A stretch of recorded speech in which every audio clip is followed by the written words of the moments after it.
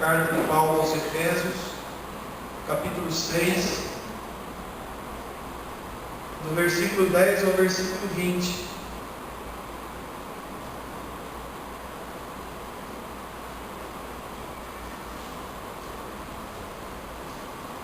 É um texto bastante conhecido.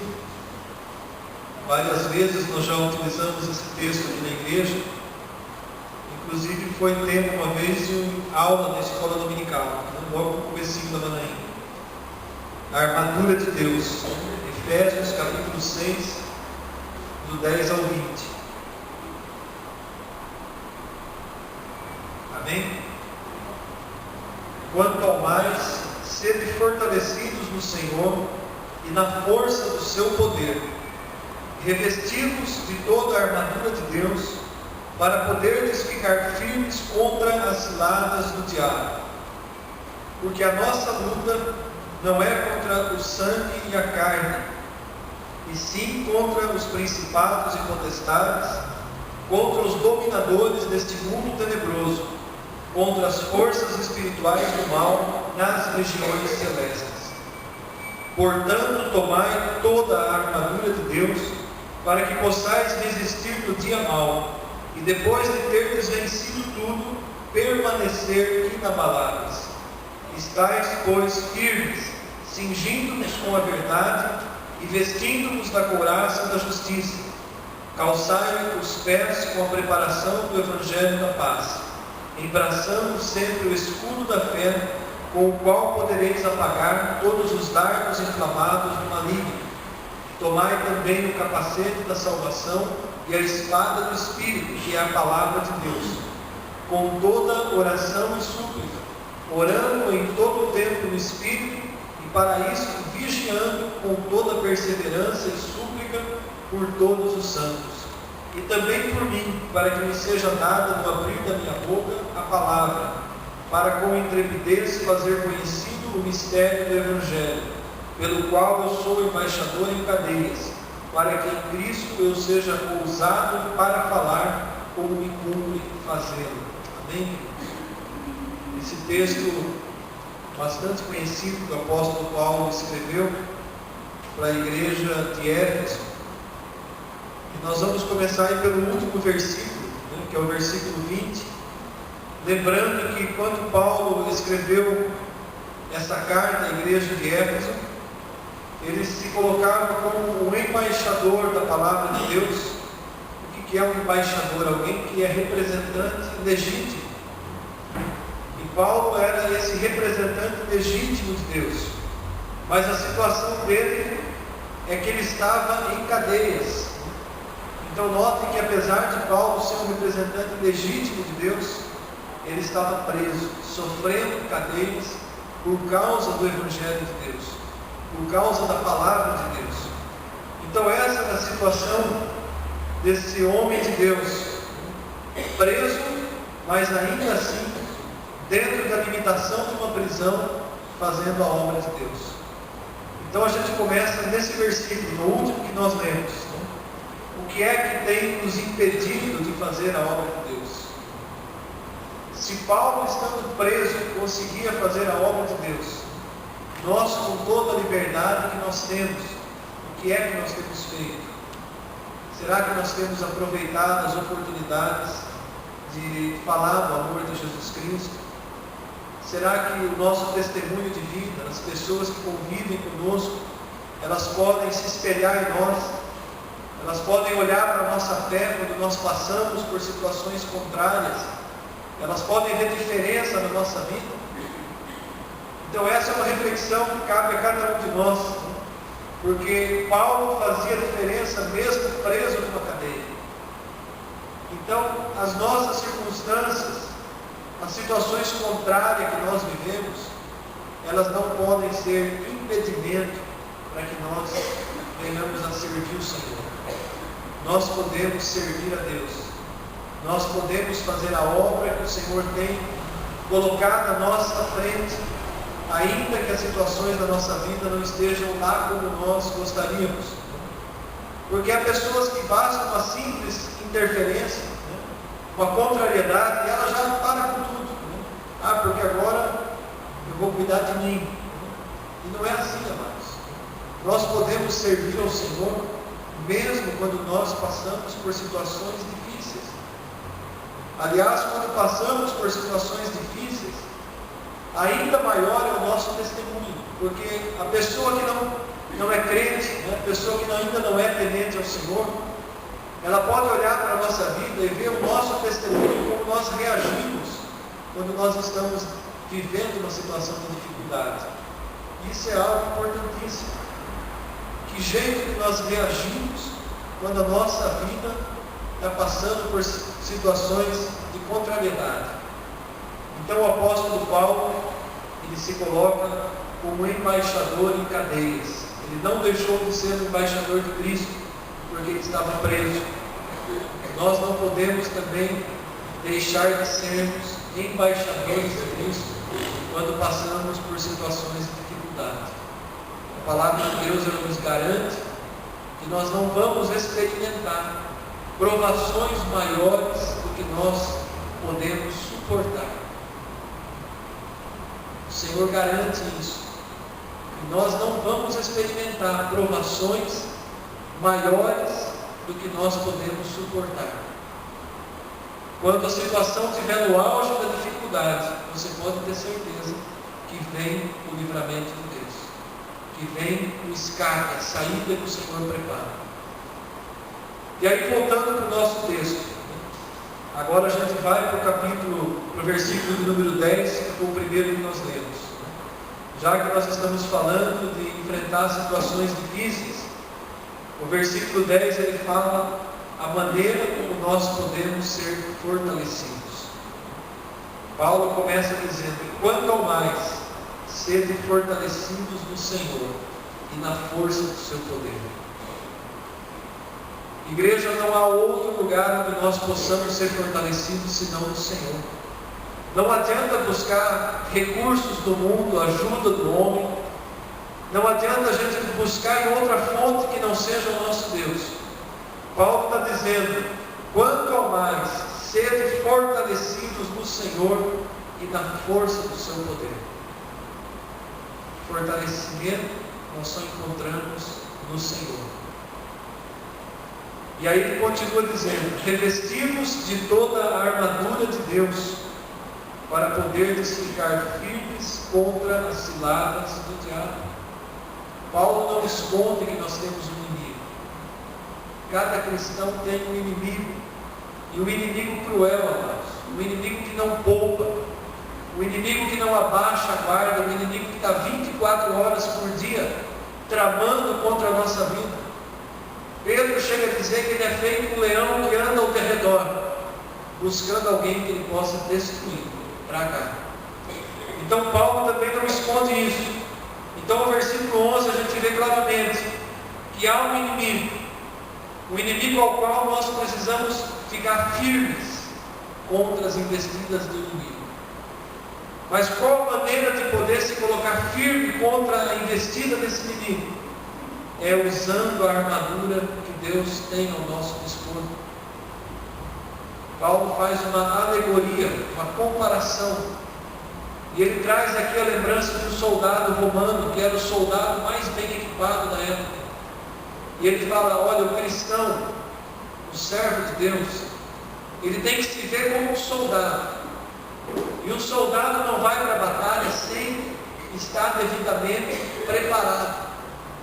Um soldado, quando ia para a guerra, ele colocava toda a vestimenta, ele se armava de maneira que ele podia se defender e ele podia também atacar o inimigo.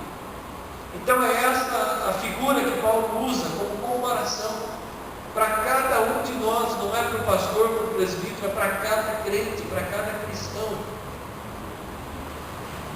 para cada convertido. Então nós precisamos ter essa noção, essa visão verdadeira na nossa vida, que nós temos sim um inimigo. Há um inimigo cruel que se levanta contra nós todos os dias, todas as horas, todos os minutos. Basta a gente baixar a nossa guarda e a gente sofre uma investida do inimigo. Então ele é real, não adianta a gente querer se esconder. Eu já vi crente falando assim: eu não vou fazer a obra, eu não vou na linha de frente, porque quanto mais eu fizer, mais o diabo vai se levantar contra mim. Não é dessa maneira. Você pode fazer a obra de uma maneira destemida, sem medo, porque o Senhor é conosco. Nós não temos que ter medo de retaliação, porque o diabo ele não poupa nem aquele que é recém-convertido e nem o crente de 40 anos. Ele não poupa nem o adolescente que acabou de ser batizado e nem o pastor da igreja. Ele se coloca como inimigo, e Paulo deixa isso bem claro. Só que nós não devemos temer esse inimigo, nós devemos resistir a esse inimigo. Em outra passagem ele fala: resistir ao diabo e ele fugirá de vós. Então o versículo 11, ele abre os nossos olhos para essa situação, porque é uma verdade. Nós temos um inimigo, e presta atenção, um inimigo que faz ciladas. Ele fala sobre ciladas que o inimigo faz. Não é um inimigo que fica parado, é um inimigo que trama armadilhas contra a nossa vida. É um inimigo que coloca pedra de tropeço no nosso caminho. Então o crente ele tem que estar andando com os olhos bem abertos. Nós não podemos vacilar na nossa vida, no nosso dia a dia. E nós sabemos as áreas que o inimigo tem nos atacado. O inimigo conhece os nossos pontos fracos, amados. O diabo sabe qual é o ponto fraco de cada filho de Deus. Existe uma rede, infernal, uma rede das trevas, que acompanha a nossa vida. Aonde nós andamos, a palavra de Deus fala que nós somos vistos pelo reino espiritual. Os anjos de Deus nos veem e os demônios também nos veem. Nós não estamos vendo aqui visivelmente, mas nós estamos cercados desse mundo espiritual. Então, que jeito que funciona? Eles estão nos acompanhando desde a nossa infância, vendo quais são as nossas tendências, aonde é que nós costumamos cair. Então o diabo se arma de toda essa informação, e no decorrer da nossa vida ele vai agir nas áreas que nós temos fraquezas, ele vai agir aonde nós temos caído. Qual é a frequência maior? Qual é o pecado que nos assedia, que muitas vezes nós não conseguimos combater? Vencemos lá uma semana, duas, de repente a gente cai novamente. Então são essas áreas fracas que nós precisamos buscar fortalecimento. É nas áreas que nós temos fraquezas que nós precisamos nos fortalecer ainda mais. Porque a palavra afirma que a nossa luta, versículo 12, ela não é contra sangue e carne, mas ela é contra principados, potestades, dominadores deste mundo tenebroso. Olha como Paulo coloca, a imagem que Paulo coloca, a forma como Paulo narra essa situação espiritual, ela chega a dar medo. Se faltar maturidade, o crente treme de medo, porque ele está dizendo: olha, você não está brigando com alguém que é do seu nível, não é contra um ser humano, você está brigando contra o reino espiritual. E ele fala que o reino espiritual, ele é organizado, principados, potestades, dominadores. Ele está trazendo uma escala de hierarquia até chegar nos demônios, que é a classe mais baixa. Uma vez lendo um estudo nessa área de batalha espiritual, os demônios que normalmente as pessoas mais se assustam são aqueles que se manifestam. De repente a pessoa cai possessa de um espírito imundo e aquilo causa medo. De repente quem está em volta se afasta, sai de perto. Essa é a classe mais baixa. Os que se manifestam em pessoas normalmente são a classe mais baixa. Os que se manifestam em animais é a classe mais baixa dos demônios. Então notem que existe uma hierarquia no reino espiritual. Agora, como que nós vamos enfrentar essa situação? Porque o ser humano ele é também espírito. Nós somos matéria, mas nós somos espírito. Como enfrentar essa situação? E Paulo não esconde isso da igreja, tanto que ele escreve isso para uma igreja que certamente estava enfrentando dificuldades. Então a nossa luta não é contra carne e sangue, e sim contra principados e potestades, contra esses agentes espirituais do mal que agem nas regiões celestes. O que ele está dizendo? Como agir nas regiões celestes. E as batalhas que nós enfrentamos a nível humano, elas são vencidas a nível espiritual. Traduzindo de uma maneira prática, de repente no seu lugar de trabalho você está enfrentando uma situação de muita contrariedade, e aí você para e começa a discernir e vê que aquilo é espiritual, que Satanás está instigando uma pessoa ou outra pessoa para se levantar contra a tua vida. Que jeito que você vai orar, que jeito que você vai enfrentar essa situação? Pedindo para Deus queimar aquela pessoa? Não é, amados. Você vai orar para o reino espiritual. Você vai levantar um clamor ou orar, você e Deus, pedindo ao Senhor para conter a ação do maligno na vida daquela pessoa. A palavra de Deus diz que nós temos autoridade para ligar na terra e ligar nos céus, desligar na terra e desligar nos céus.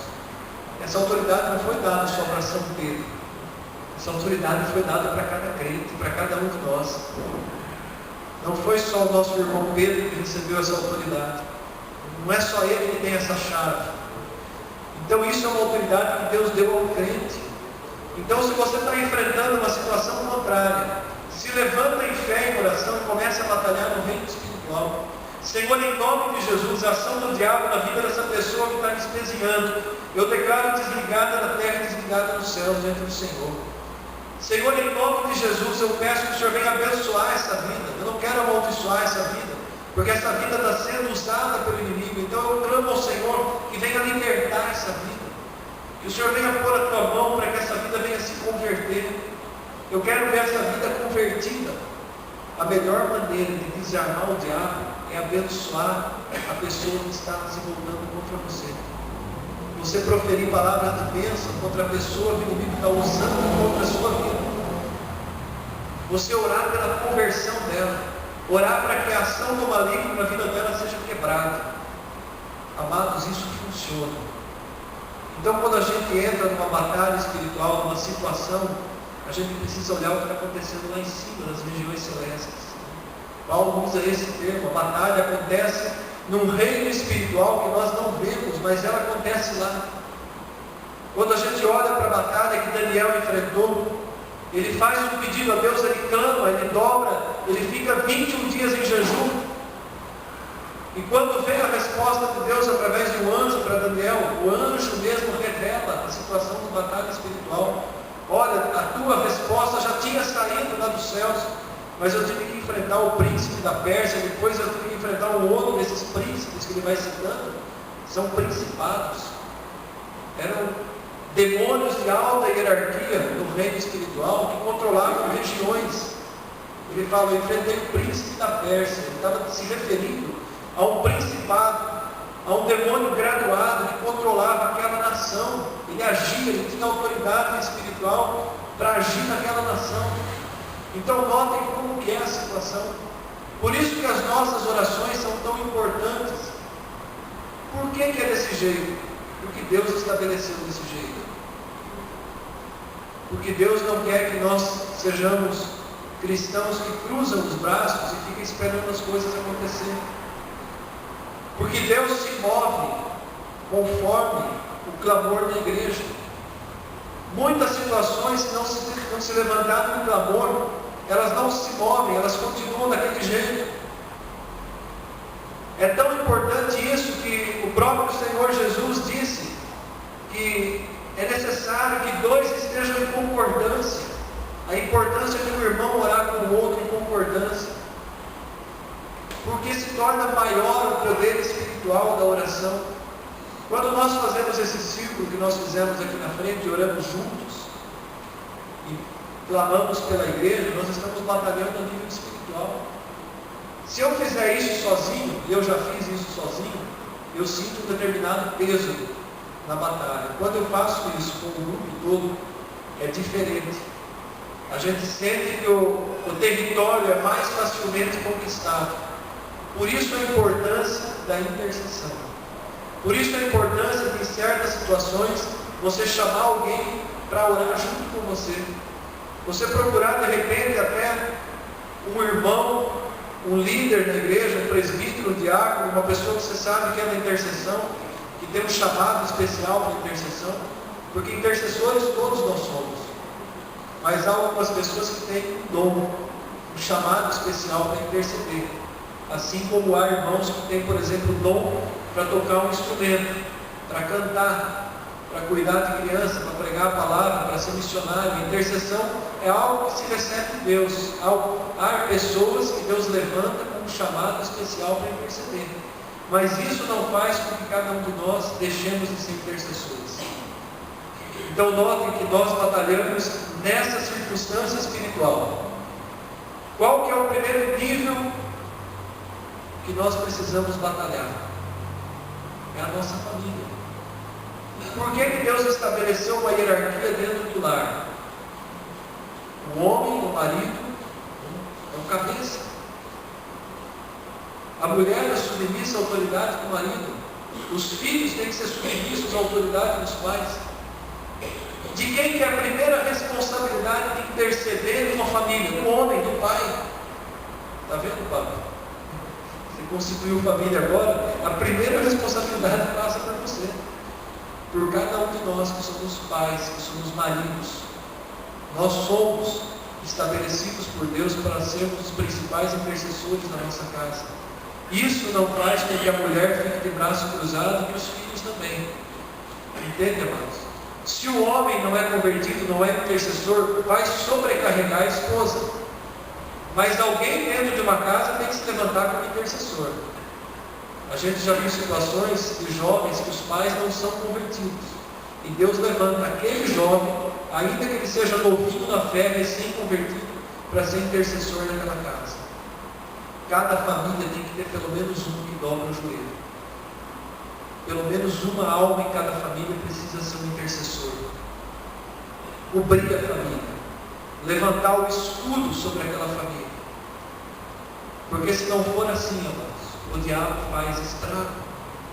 E estraga de maneira a arrebentar. Então, a unidade na oração torna a família ainda mais forte, potente contra as ações do diabo. Por que eu estou dizendo isso? Porque quando o marido ora junto com a mulher, um cordão de duas dobras, ele é mais forte. Quando o marido e a mulher oram juntos, se torna um cordão de 3 dobras, porque Deus entra de uma maneira ainda mais direta. E quando uma família ora junto, quando você consegue juntar os filhos para um culto no lar, para um momento de intercessão, amados, no nível de família você está cobrindo todas as brechas. Então essa é uma instância. E aí você vai passando para instâncias superiores. Quando você levanta uma intercessão pela igreja. Quando você ora pela família de uma outra pessoa. Quando você ora pela sua parentela. O próximo passo depois da sua família são os seus parentes. Quem é o meu próximo mais próximo? As pessoas do meu sangue, que ainda não são convertidas.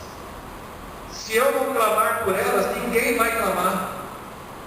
Então vai se formando uma rede de intercessão no reino espiritual. Assim como o diabo se organiza em rede para levar contaminação para o mundo, Existem até marketing de rede, Hoje tudo funciona de forma de rede. Net significa rede. Internet, uma rede internacional de comunicação. O diabo se organiza dessa maneira porque ele sabe que o princípio que Deus estabeleceu funciona. Se nós cristãos nos organizarmos dessa maneira, uma rede de intercessão, quanto estrago que nós vamos fazer no reino das terras.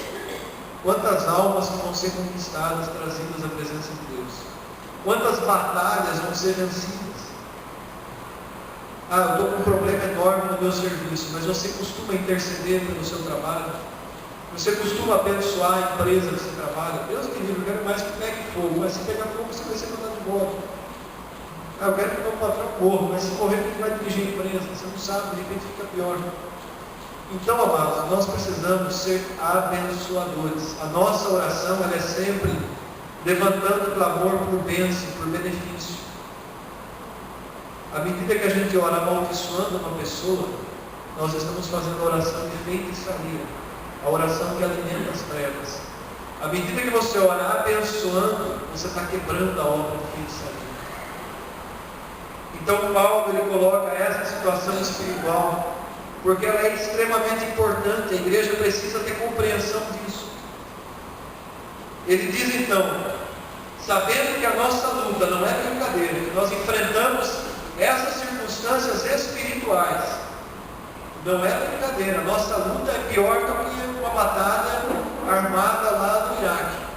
Nós enfrentamos inimigos espirituais. Então o que é preciso?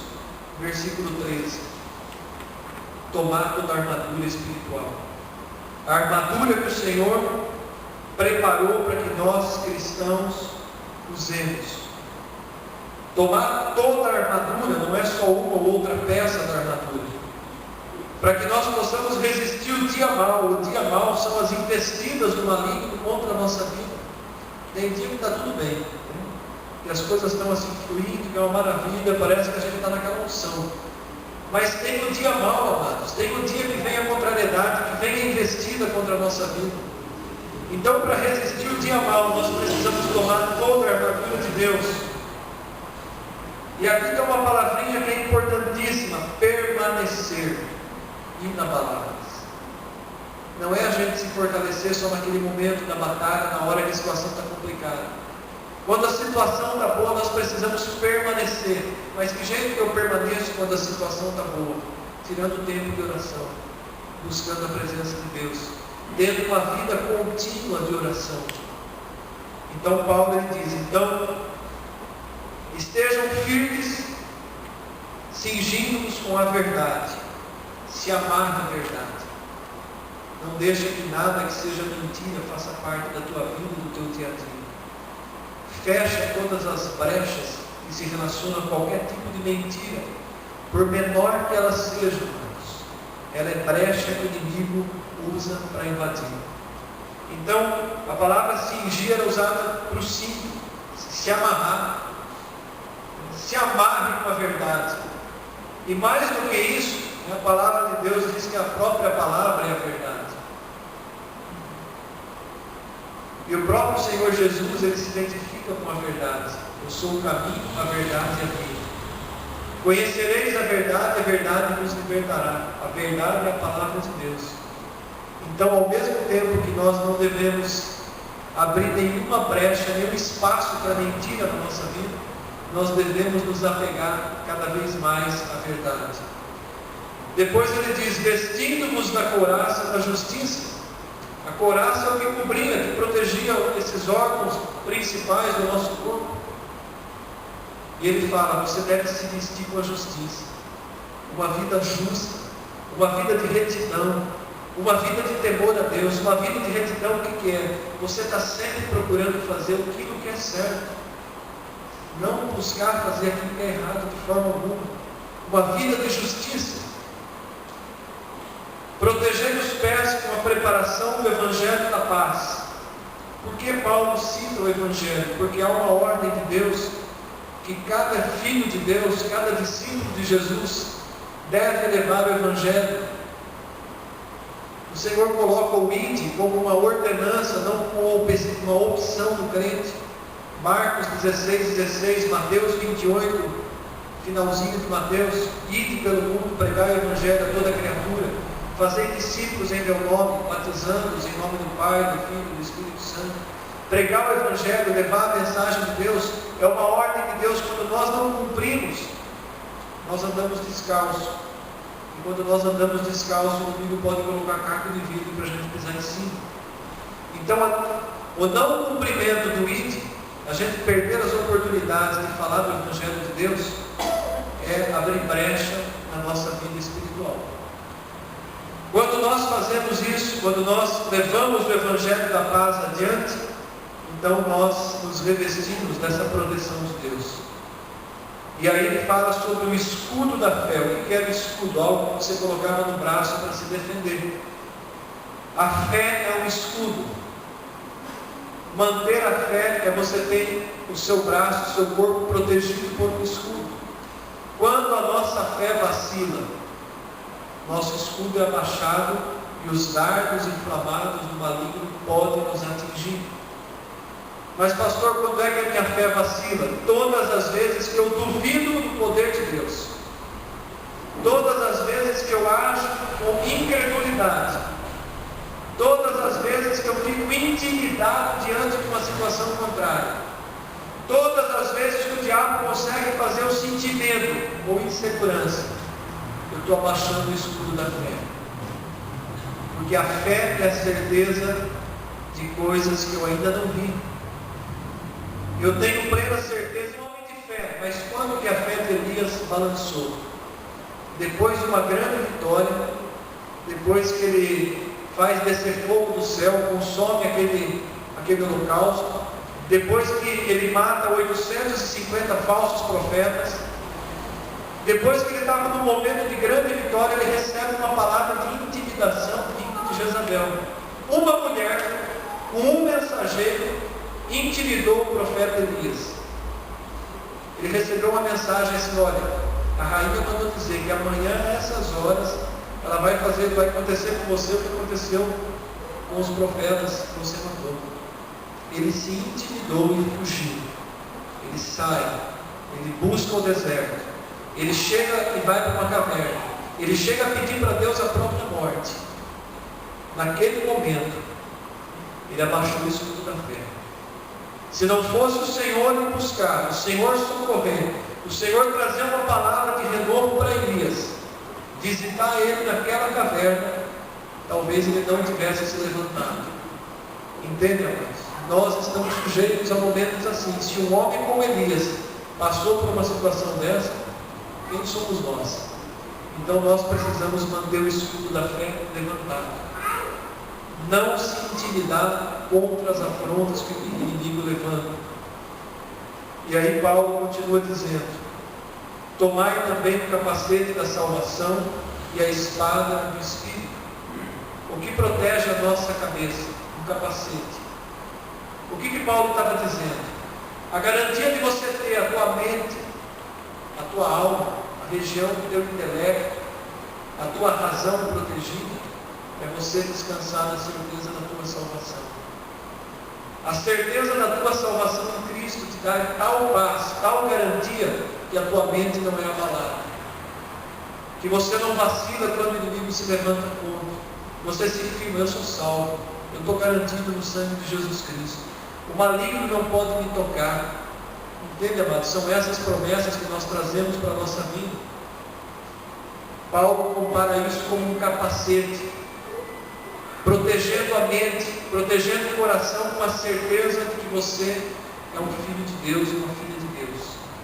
E aí você toma a espada do Espírito, que é a palavra de Deus, instrumento de ataque e ao mesmo tempo de defesa. A palavra de Deus tem que estar sempre na nossa boca. A palavra de Deus, lida e aprendida e vivida, não é só decorada. Quando eu trago a palavra de Deus para a minha vida, é como se eu tivesse armado de uma espada na minha mão. Uma espada com a qual eu posso afugentar aquele que se levanta contra mim. Então a importância da palavra de Deus. E aí Paulo fala outra coisa, no versículo 18 e o 19. Com toda oração e súplica, orando em todo o tempo no Espírito, e para isto vigiando com toda perseverança e súplica por todos os santos. O que é isso? É aquilo que nós fizemos aqui quando oramos juntos de mãos dadas. Paulo está falando de uma oração, de uma súplica, dirigida pelo Espírito, com letra maiúscula, pelo Espírito Santo, onde nós devemos vigiar com perseverança e orando entre nós, por todos os santos. Nós somos os santos, separados por Deus. E aí ele fala: e orem também por mim. Paulo não se coloca fora, ele precisa também da intercessão, ainda que ele fosse um santo homem de Deus, um apóstolo com A maiúsculo. Ele pede a oração da igreja, porque ele sabe que se os irmãos não orassem por ele, ele não se sentiria fortalecido. Então note a importância de nós orarmos uns pelos outros, de orarmos pela liderança da igreja, por aqueles que o Senhor investiu para cargos que estão à frente. A importância da intercessão pela vida do pastor, do presbítero, pela vida de um diácono, pela vida de um líder de ministério, pela vida da irmã que se dispôs a fazer um trabalho com crianças. Quantas investidas que o inimigo não se levanta, não faz contra aqueles que se dispõem a fazer qualquer trabalho. Nós da intercessão sabemos a batalha que foi para a realização do primeiro trabalho com crianças daqui de Férias. Quantos ataques que tiveram, quanta coisa que a Vanessa e a Ana vinham compartilhar, problemas que surgiam do nada, e a gente via, é a primeira vez que vai fazer um trabalho com crianças, vai gerar algum fruto. O inimigo não quer que isso aconteça, ele vai procurar espaço, brecha onde ele possa agir para causar problema, para gerar situações contrárias. Então a gente começa a orar, a gente começa a ficar sensível às coisas que acontecem no reino espiritual. Você começa a perceber até antes aonde o inimigo vai pôr a mão. Deus traz de repente revelações, a situação está assim, aquela coisa tem que consertar urgente, porque senão o inimigo vai agir ali. Isso funciona para todas as áreas da nossa vida. Se nós não formos fechando as situações, o inimigo vai agindo nos espaços que ele encontra.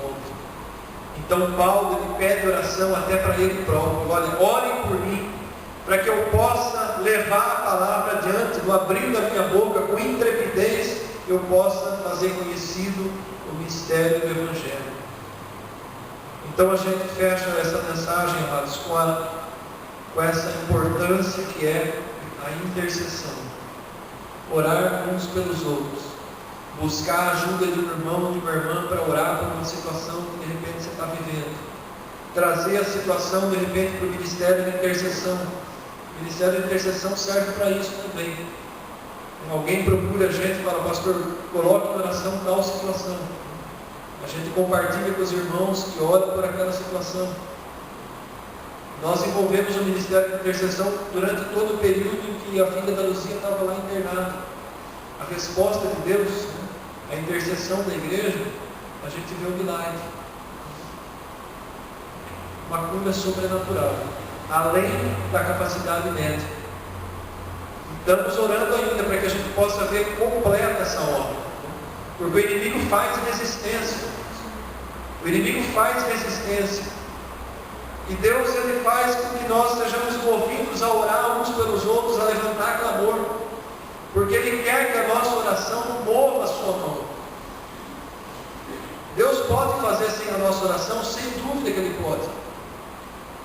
Mas Ele estabeleceu princípios na palavra, e um dos princípios é a oração. Nós não vivemos sem oração. À medida que a igreja compreender isso, que as vitórias são conquistadas de joelho dobrado, como que mudaria? Não começa um avivamento se não tiver um despertar de oração. O primeiro passo de um avivamento, em toda a história de avivamentos que aconteceram, foi uma única pessoa começando a orar, dobrando o joelho. E aí Deus vai levantando 1, 2, 3, 4, 5 mil, e aí a coisa vai acontecendo. Então a gente vê o quão importante que é a intercessão. E cada um de nós podemos entrar no nível de intercessão. Talvez você está passando por uma situação difícil, então se limite ao nível da sua casa, da sua família. Você vai sendo trabalhado a cada vez que você enfrenta um nível de batalha espiritual. Nós vamos sendo preparados a cada vez que nós oramos. Quanto mais nós oramos, mais nós vamos sendo preparados, mais nós somos fortalecidos. Já teve várias vezes a gente chegar para a reunião de oração desanimado, sem vontade nenhuma de orar, mas aí você pega a mão do irmão e começa a orar. Os primeiros 5 minutos parece um caminhão carregado de areia na subida. A coisa não vai. Aí você insiste em orar. Aí começa a romper, 10 minutos, 15 minutos. De repente você está lá 1 hora orando e não vê mais o tempo passar. Os momentos mais difíceis da oração são os primeiros minutos, 5, 10, 15 minutos. Porque o diabo vem com tudo para desanimar. Dá sono, dá dor de barriga, telefone toca, a gente batendo na porta de casa. Começa a acontecer de tudo. Experimenta começar a tirar um tempo de oração da sua casa. Ó Senhor, das 6 horas da manhã, 6h30, antes de eu sair para trabalhar, eu vou orar. Levanta meia hora mais cedo e marca meia hora de oração. Só que eu vou dar um conselho. Desliga o celular, desliga o telefone, se fecha no quarto, não vai atender campainha, porque começa a acontecer tudo. Você não imagina o que o diabo faz para tentar impedir um crente de orar. Mas se você começa a persistir, resistir, você vai ver ele batendo em retirada. Começa a abençoar o teu dia antes de você sair para trabalhar. Começa a consagrar aquele dia, a colocar o seu trabalho na presença de Deus. Você vai ver em situações que estavam enroladas, uma semana, um mês, você coloca ela na presença de Deus. Naquele dia resolve tudo. Eu já vivi situação assim no filme que eu trabalhei. O problema é que a gente entra num ritmo tão alucinado que a gente não olha mais para o nível espiritual. A gente perde a visão que a situação é resolvida nas regiões celestes, a nível espiritual. E aí a gente começa a apanhar, porque a gente não para mais para olhar. A gente quer resolver na capacidade, no raciocínio, no braço. Amanhã eu vou lá e resolvo com o meu chefe. Amanhã eu vou tirar limpo isso. Não é assim que vai resolver, só vai aumentar o problema. É no nível espiritual. É entregando dia após dia na presença de Deus, até que a situação se remova. Até que o problema seja removido ou resolvido. Então é por aí. Eu creio que se a gente colocar em prática aquilo que a palavra de Deus ensina, a nossa vida vai ser transformada de uma maneira poderosa. Eu queria encerrar com um testemunho, né? Uma vez conversando com o Tiago e com o pastor Rui lá no trabalho, né? Aquilo ali é um trabalho que é uma batalha, só quem está ali para ver, irmãos. A batalha que aquele homem enfrenta. Situações que aparecem ali dentro. Você lidar com uma pessoa que veio do mundo das drogas, você não imagina como é difícil. Eu não lido diretamente, mas eu já vi situações ali acompanhando. Né? O que a gente faz é o mais fácil, que é encaminhar lá para tratar, cobre de oração, leva uma oferta. Essa é a parte mais fácil. Lá no Cristiano, tinha 2 pastores que eram responsáveis só pela parte de libertação, porque a maioria dos que chegavam envolvidos em drogas eram possessos, ficavam endemoniados quando começavam a orar. Lá no sobrevivido não é diferente. Eles têm o momento de... Eles têm 24 horas de oração, todos os dias. Quem já foi lá conhece. Tem uma casinha levantada de madeira, coberta de telha, no chão bruto.